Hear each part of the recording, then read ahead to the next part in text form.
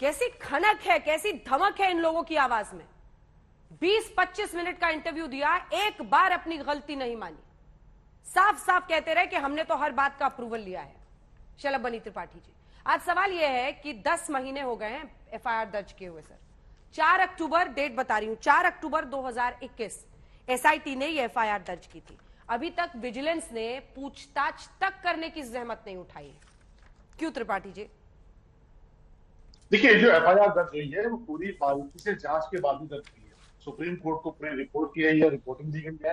एक 26 लोग जिनके नाम आपने टीवी चैनल पर भी चला रही हैं, बहुत सारे लोग चला रहे हैं, जिसमें सीईओ रैंक के लोग भी हैं, जो सीनियर आईएएस अफसर हैं, उनके नाम चिन्हित करना वो जांच की प्रक्रिया के बाद ही नाम चिन्हित होते हैं। बाकायदे पूरी जांच की है, आपने अभी कहा पूछताछ की है, बिना पूछताछ के ऐसे नाम नहीं आ सकते।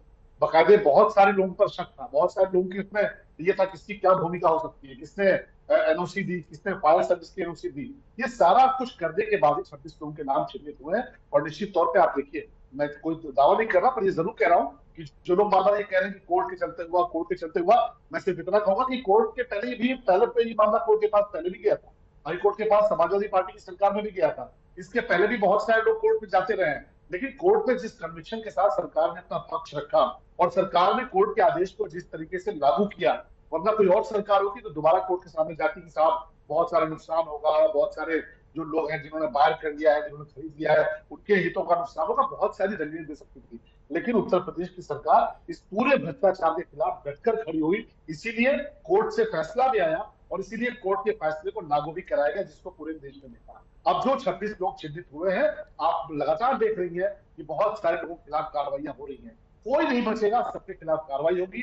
और ये जो नुकसान हुआ है, जो आम लोगों का नुकसान हुआ है, जो राजस्व का नुकसान हुआ है, उसकी पाई पाई की वसूली इन भ्रष्टाचारियों से हम करके रहेंगे। बाकी जिन्होंने भ्रष्टाचार किया था, बताने की आवश्यकता नहीं है। मैं तो सिर्फ एक बात से दंग हूं कि जिस बिल्डिंग को 9 मंजिल तक बनाने का परमिशन हो, जिसकी नींव 9 मंजिल तक के लिए काम करती हो, उसको 40 मंजिल तक बनाने का जिन्होंने काम किया, जिन्होंने परमिशन दी, जिन्होंने एनओसी दी, उन्होंने महापाप किया। क्योंकि मामला केवल भ्रष्टाचार का नहीं है।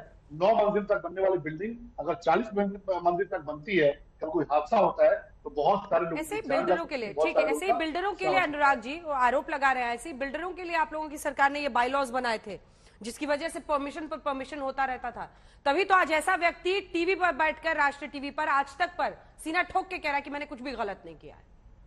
आरोप लगा रही है बीजेपी की आपकी सरकार में ही आर.के. अरोड़ा ने ये सब किया। वही मैं उसका जवाब दे रहा हूँ, भारतीय जनता पार्टी से सिर्फ इतना पूछा जाए कि 2014 में जब समाजवादी पार्टी ने 26 अधिकारियों के ऊपर में कार्रवाई की और कार्रवाई के आदेश दिए, उसके बाद सरकार 2017 में इनकी आ गई, इन्होंने उन 26 अधिकारियों पे कोई कार्रवाई नहीं की। और जिस बिल्डर की बात कर रहा हूं, उस बिल्डर से इनसे पूछे इन्होंने चंदा लिया है कि नहीं लिया। इस बिल्डर की इतनी हिम्मत इसलिए हो रही है कि चंदा लेते रहे उनसे।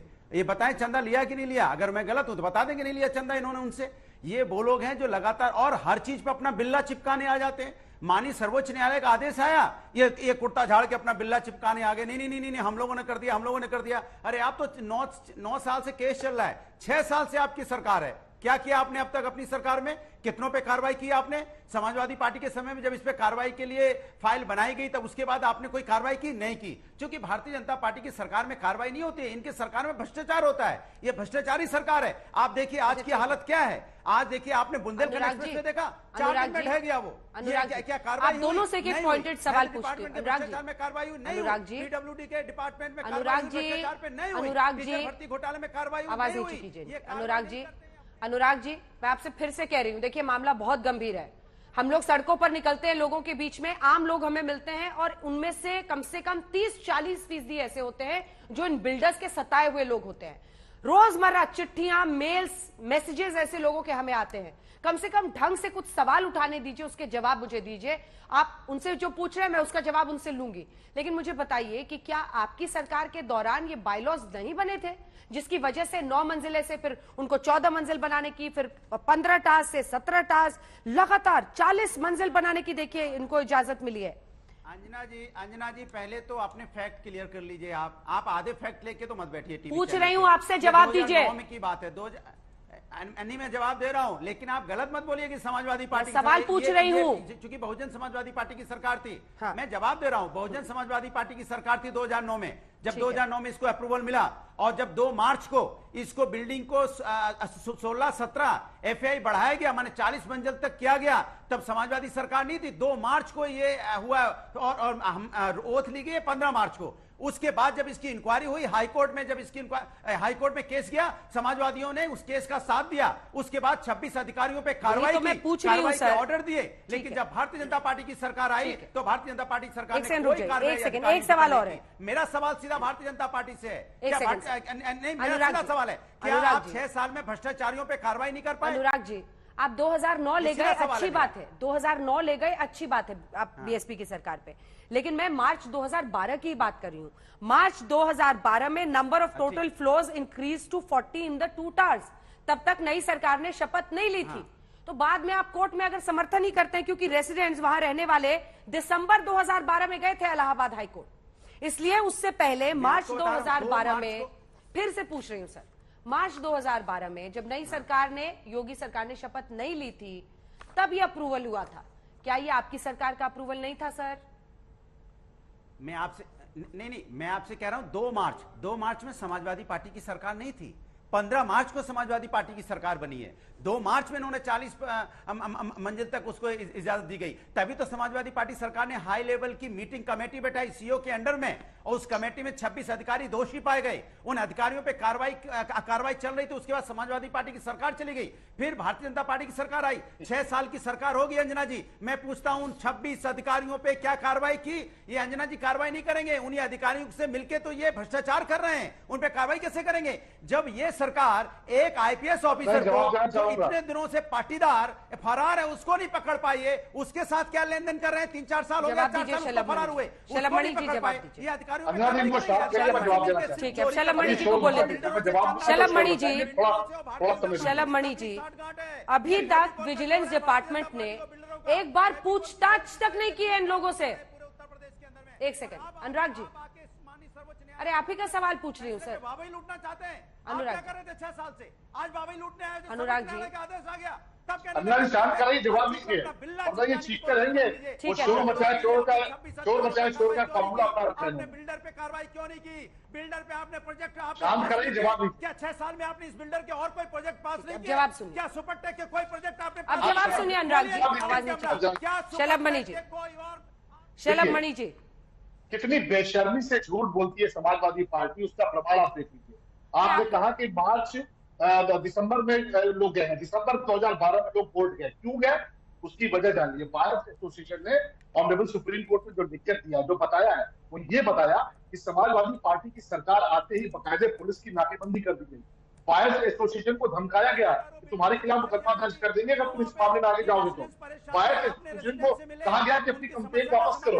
उसके बावजूद जब उन्होंने कंप्लेंट वापस नहीं ली, वो सरकार के दरवाजे पर मत्था टेकते रहे, उसके बावजूद जब उनकी सुनवाई होने के बावजूद उनको धमकी दी गई, तब जाकर वो कोर्ट के अंदर गए, और कोर्ट जाते ही समाजवादी पार्टी की सरकार ने बाकायदे पुलिस की बैरिकेड करके जो इमारत जो 9 मंजिल बनी थी उसको 40 मंजिल तक पहुंचा दिया। इन्होंने खुलेआम अराजकता की, खुलेआम महापाप किया, खुलेआम भ्रष्टाचार किया। क्यों? उसका कारण क्या था? 1000 वर्ग गज का पैसा सरकार की जेब में जाता था, और 10,000 वर्ग गज का पैसा 15 मार्च से वो सत्ता में आए थे, जबकि 2 मार्च को ही अप्रूवल हुआ था 40 इमारतों का। अब इसका क्या जवाब है? स्वेरिंग इन, वही डेट मैंने खोला है, swearing in as chief minister, क्योंकि ये लगभग 15 मार्च को अखिलेश यादव ने स्वेरिंग इन की थी अपनी, और ये अप्रूवल 2 मार्च का है। सरकार नहीं थी। जो 9 मंजिल तक बनकर तैयार थी, वो 40 मंजिल तक इन्हीं की सरकार में तो हुई, उसी मार्च के बाद हुई है। वरना मायावती जी की सरकार तक तो 9 मंजिल तक खड़ी थी। ये सही है कि उनकी सरकार में उसकी इमारत बढ़ाने का परमिशन हुआ। तो मायावती जी ने दिया ना, तो मायावती की सरकार पर क्यों नहीं बरस रहे हैं जो समाजवादी पार्टी को कोस रहे हैं? हम तो दोनों पे कह रहे हैं कि दोनों का भ्रष्टाचार है। जमीन का अब ये बताइए कि विजिलेंस के अधिकारी पूछताछ क्यों नहीं कर रहे हैं? क्या आप लोग आरके अरोड़ा को शय दे रहे हैं? मैं सीधा सवाल कर रही हूँ आपसे। Please Anurag ji, please sir, लगातार बोलेंगे तो कैसे? ऑडियो नीचे कीजिए please sir, please. Shalabh Mani Tripathi ji, अब तो ये सवाल क्यों न पूछा जाए कि आपकी साठगांठ है आरके अरोड़ा के साथ?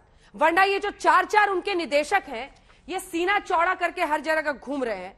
आप बताइए, ये चारों निदेशक, एक बार फिर से उनका नाम लेंगे, आरके अरोड़ा, संगीता अरोड़ा, अनिल शर्मा, विकास कंसल, 4 डायरेक्टर्स हैं। शलभमणि जी, ये आपके फॉर्मर सीईओज हैं नोएडा के, इनके नाम जो मैंने उनको भी बताया, Mohinder Singh, S K Dwivedi, R P Arora, vigilance ने पूछताछ तक नहीं की है सर अभी किसी से। नहीं, आप ही ने बताया कि एफआईआर रजिस्टर हुई है, वो एफआईआर किस पूछताछ जब सुप्रीम कोर्ट ने कहा, वो हमारा नहीं सुप्रीम कोर्ट ने कहा तब एसआईटी गठित की गई। नहीं सर, मेरे पास एक फैक्ट है, फिर से बताती हूँ आपको। सुप्रीम कोर्ट की रूलिंग आई 30 अगस्त को, 31 अगस्त को, 31 अगस्त 2021, पूरा टाइमलाइन मेरे दिमाग में इस वक्त, इसलिए गलत इंफॉर्मेशन मत दीजिए। सुनिए सर, सुप्रीम कोर्ट ने 31 अगस्त 2021 को कहा कि आप एसआईटी गठित कीजिए, ये बिल्डिंग अब गिरेगी, एसआईटी गठित कीजिए। उसके बाद से एसआईटी गठित करने के बाद 4 अक्टूबर 2021 को एफआईआर दर्ज हुई है। मैं वही कह रहा हूँ, कोर्ट के कहने पे किया आपने।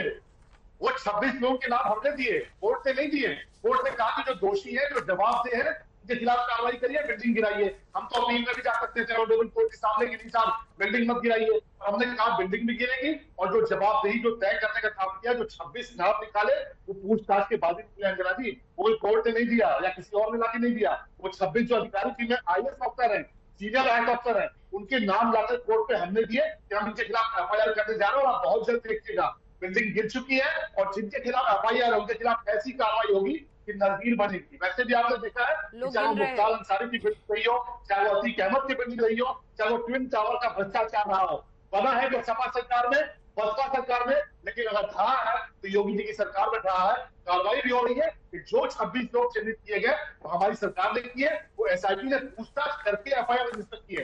कोई एसआईटी को नाम सपने में नहीं आया, एसआईटी ने पूछताछ किया, जवाबदेही तय की, उनसे जवाब तलब किए और जो जवाब नहीं दे पाए, जो अपनी बात रख नहीं पाए, वो 26 लोग चिन्हित किए गए हैं। बड़े से लेकर उसमें तमाम सारे बिल्डर भी है, उनके खिलाफ निश्चित तौर पर कार्रवाई होगी और ऐसी कार्रवाई होगी कि पूरे देश में नजीर बनेगी।